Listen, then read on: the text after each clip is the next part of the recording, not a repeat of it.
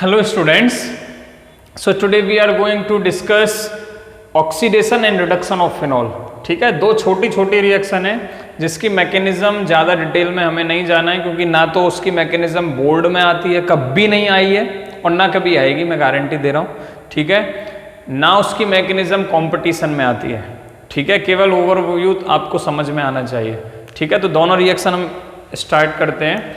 First is oxidation of phenol, oxidation of phenol.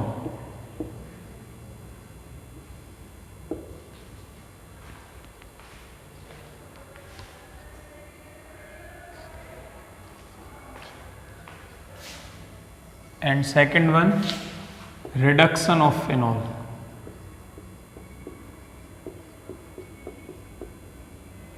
आपको यहां पे केवल और केवल रिएक्शन याद रखनी है। मैं अगर फिनॉल लूं,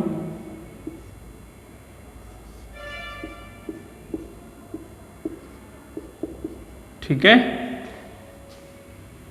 और इसकी रिएक्शन कराऊं किससे, Na2Cr2O7 इन प्रेजेंस ऑफ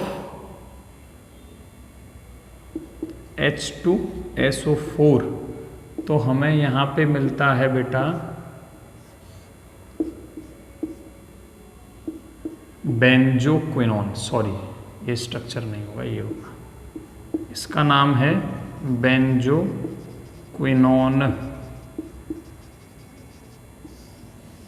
ठीक है, और फिनॉल जो होता है, एक इसका प्रैक्टिकल एविडेंस में बता रहा हूं आपको। देखो फिनॉल है ना, बहुत जल्दी ऑक्सीडाइज हो जाता है, नॉर्मल एयर और लाइट की प्रेजेंस में भी ऑक्सीडाइज हो जाता है। एक तो ये है कि आप Na2Cr2O7 लाओ, देखो होगा क्या, मैं आपको एक ओवरव्यू दे रहा हूं कि कैसे मैकेनिज्म होगी।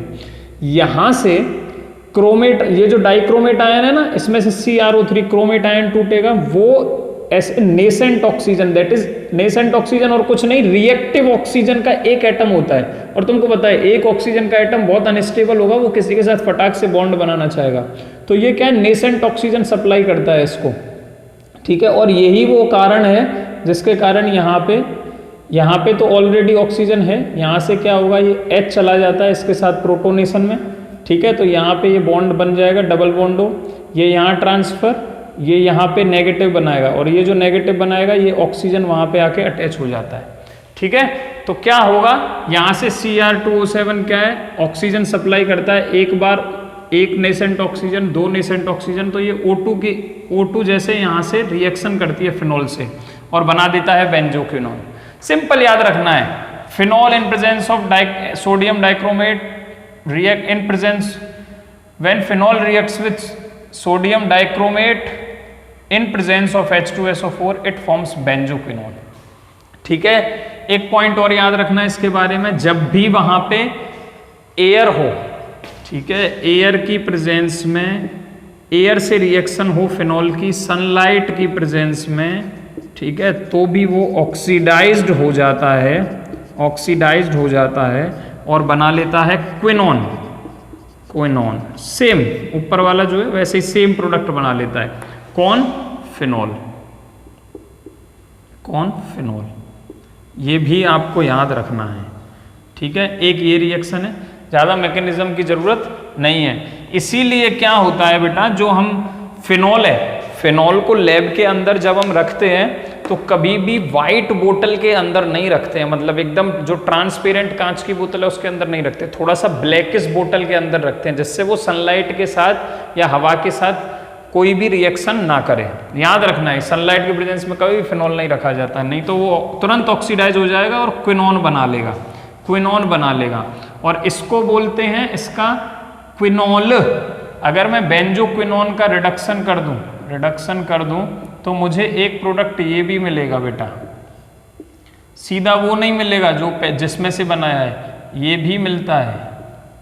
ठीक है, इसको बोलते हैं क्विनोल। ठीक है, याद रहेगा आपको। ठीक है, बस इतना याद रखना है आपको, कुछ भी नहीं याद रखना है इसके अलावा। नाउ सेकेंड है रिडक्शन। तो जब भी फिनॉल का रिडक्शन कराऊंगा किससे, जिंक पाउडर से, दैट इज जिंक डस्ट से, तो ये Zn क्या करता है, इस ऑक्सीजन को अपने पास खींच लेता है, ठीक है, और ये वाला हाइड्रोजन इस कार्बन से डायरेक्ट जाके अटैच हो जाता है, तो प्रोडक्ट बनता है ये।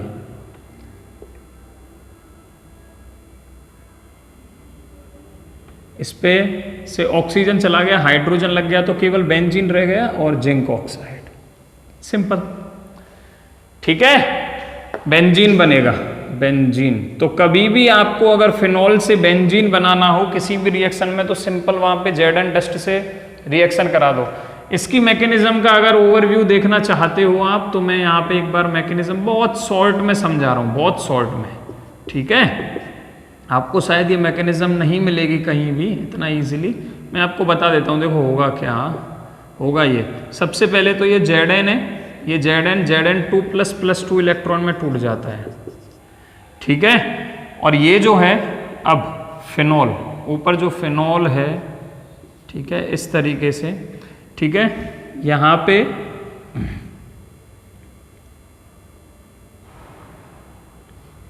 इसकी क्लीवेज होती है, होमोलिटिक क्लीवेज इस बॉन्ड की, एक इलेक्ट्रॉन इस पे, एक इलेक्ट्रॉन इस पे, तो यहाँ से क्या है H+ निकलेगा, सॉरी H रेडिकल निकल जाता है। क्या निकलता है बेटा, सॉरी, ये जैसे OH बॉन्ड है, ठीक है, तो क्या होगा, ये बॉन्ड के इलेक्ट्रॉन्स को ये अपनी तरफ खींच लेगा, तो ये स्ट्रक्चर बनाएगा, यहाँ पे मिल गया हमें O- और एक H+, ठीक है। अब देखो ये H+, इसमें से ये जो 2 इलेक्ट्रॉन बने थे, इसमें से एक इलेक्ट्रॉन ले लेगा और बना देगा बेटा एक H रेडिकल, मतलब H के ऊपर एक इलेक्ट्रॉन आ गया, ठीक है, एक H फ्री रेडिकल बना देगा।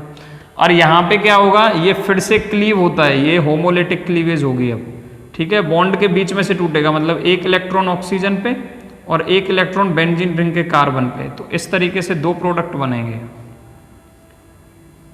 ये एक तो ये बन गया बेंजीन रिंग के कार्बन पे एक इलेक्ट्रॉन, और एक बनेगा ऑक्सीजन पे नेगेटिव तो पहले से ही है ही, और एक इलेक्ट्रॉन और लेके बैठा है, ठीक है। तो देखो ये इसका फ्री रेडिकल और ये दोनों रिएक्शन कर लेते हैं आपस में, ठीक है, और क्या बनाएंगे बताओ, यहाँ पे इसका एक इलेक्ट्रॉन यहाँ से आया, इसका एक इलेक्ट्रॉन यहाँ से आया, दोनों से मिलके एक बॉन्ड बन जाएगा इनके बीच में इस तरीके से, तो ये बन गया देखो बेंजीन, ये क्या बन गया, बेंजीन। पहले से बाकी सब पे तो हाइड्रोजन थे, ये तो बेंजीन बन गया। ये ऑक्सीजन क्या है, ये ऑक्सीजन क्या करता है, अब ये जो ऑक्सीजन बना था इसमें क्या करो आप, जो यहाँ पे 2 इलेक्ट्रॉन बने थे, एक तो यूज हो गया H+ के साथ, एक और इलेक्ट्रॉन इस पे आके ऐड हो जाएगा, तो ये क्या बन जाएगा, इस पे क्या ऐसे समझो, एक और एक आधा इलेक्ट्रॉन है, मतलब 1.5 इलेक्ट्रॉन है इस पे, तो एक और दे दूं तो क्या हो जाएंगे, 2 इलेक्ट्रॉन हो जाएंगे, तो O2- बन गया, ठीक है, क्या O2- बन गया, ये Zn O2- Zn 2+ के साथ चला जाएगा, ठीक है। तो कंक्लूजन क्या आया, ये क्या है, Zn 2+ के साथ चला जाएगा, मतलब लास्ट स्टेप ये है, Zn 2+ 2 इलेक्ट्रॉन, फिर से ZnO बना देंगे, ठीक है, सॉरी Zn 2+ O2- मिलके ZnO बना देते हैं, तो ये जिंक ऑक्साइड ये वाला प्रोडक्ट हो गया, और यहाँ पे बेंजीन इनसे मिलके बन जाएगा। एक बार दोबारा से रिपीट कर रहा हूँ, जिंक ने क्या किया, Zn 2+ 2 इलेक्ट्रॉन में टूटा, फिर फिनॉल क्या करेगा, यहाँ से ऑक्सीजन ने इलेक्ट्रॉन एक्सेप्ट मतलब तोड़े, तो फिनॉक्साइड आयन बनाया प्लस प्रोटॉन बनाया, प्रोटॉन ने एक इलेक्ट्रॉन लेके H का फ्री रेडिकल बना दिया, ठीक है। फिर ये टूटा, इसकी होमोलिटिक क्लीवेज हुई, तो एक फिनाइल रेडिकल मिला और एक H रेडिकल तो पहले से था ही, सॉरी एक फिनाइल रेडिकल मिला और यहाँ से O- रेडिकल मिला, तो ये फिनाइल रेडिकल H रेडिकल के साथ मिलके बेंजीन बना देता है, और O- रेडिकल बचा था, उस पर यहाँ से एक और इलेक्ट्रॉन ऐड होगा तो O2- बना देगा, फिर ये O2- मिलके Zn 2+ से मिक्स होकर ZnO बना देगा, तो ये 2 प्रोडक्ट हो गए हमारे, ठीक है। लेकिन आपको ये मैकेनिज्म बिल्कुल भी याद नहीं रखनी है, ना कंपटीशन में आएगी ना बोर्ड में आएगी, लेकिन समझने के लिए मैंने आपको बता दिया है, ठीक है।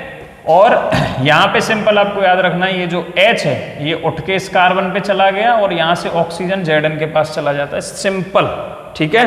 तो ये था बेटा oxidation of phenol and reduction of phenol. यहाँ पे अल्कोहल फिनॉल की रिएक्शंस कंप्लीट होती हैं पूरी तरीके से। नेक्स्ट वीडियो में हम ईथर डिस्कस करने वाले हैं, लेकिन एक रिक्वेस्ट है बेटा, ये वीडियो बनाने के पीछे काफ़ी एफर्ट लगता है, ठीक है। ऐसा नहीं है कि डायरेक्ट मतलब आराम से सो के उठ के आए पढ़ा आपको आराम से मतलब कभी वीडियो बना दी, ऐसा नहीं होता है। इससे पहले काफ़ी प्रिपरेशन होती है, काफ़ी एफर्ट लगता है, मेहनत भी होती है। हमको खुद ही ऑपरेट करना है, कैमरा भी हम ही ऑपरेट करते हैं, एडिटिंग भी हम ही करते हैं और आपको सेंड भी हम ही करते हैं। तो सब कुछ काफ़ी एफर्ट है। तो मैं आपसे रिक्वेस्ट करता हूँ कि आप अच्छे से वीडियो देखिए और ऊपर से डिटेल्ड मैकेनिज्म के साथ मैं आपको वीडियो प्रोवाइड करा रहा हूँ। अदरवाइज़ अगर मैं बोर्ड के सिलेबस के हिसाब से चलता हूँ, जो भी स्कूल के स्टूडेंट्स हैं उनके लिए, तो ये सिलेबस बहुत बड़ा नहीं है, ठीक है। लेकिन मैकेनिज्म मैं आपको इसलिए बताता हूँ कि आपको एग्जाम टाइम पे रिएक्शंस रटनी ना पड़े, थोड़ा सा मैकेनिज्म पॉइंट ऑफ व्यू आपके लिए क्लियर होगा तो आप आराम से चीज़ों को समझ पाएंगे। अदरवाइज़ आपके लिए बहुत मुश्किल हो जाएगा, फिर मिक्स होने लगती है सब चीज़ें एक दूसरे में, ठीक है। तो अगर आपको सच में थोड़ा सा एफर्ट को हमारे को सपोर्ट करने के लिए वीडियोस को लाइक कीजिए, ठीक है, और अच्छे से पढ़ाई कीजिए, ठीक है। Thank you for watching my videos.